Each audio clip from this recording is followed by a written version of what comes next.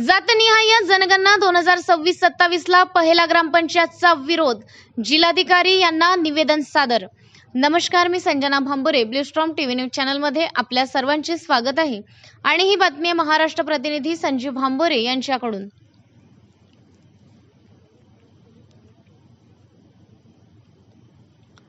भंडारा तालुक्यातील पहिल्यातील ग्रामपंचायतने 2026-27 ला होणाऱ्या जातनिहाय जनगणनेला पहिला व श्रीनगर गावातील ग्रामस्थांनी ओबीसी एनटी एसबीसीचा जातनिहाय जनगणनेच्या भारतीय राजपत्रामध्ये स्वतंत्र कलम नसल्यामुळे व त्यांची अन्यमध्ये गणना असल्यामुळे व हे नेमके अन्य कोण असा प्रश्न निर्माण होतो।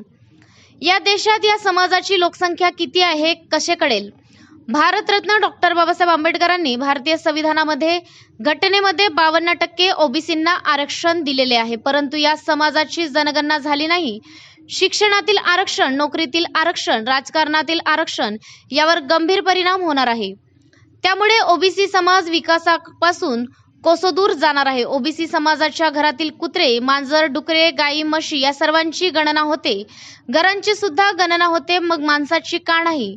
केंद्र सरकारचे षडयंत्र तर नाही? ओबीसी म्हणजे नेमके कोण असा प्रश्न ओबीसी व्हीजेएनटी एसबीसी यांनी उपस्थित केला असून जोपर्यंत जातनिहाय जनगणनेत ओबीसी समाजाचा स्वतंत्र कलम राहणार नाही तोपर्यंत जनगणना होऊ देणार नाही असा निर्णय पहिला ते सर्वसाधारण गावसभेत 19 मे 2026 च्या झालेल्या सभेत ठरवण्यात आले।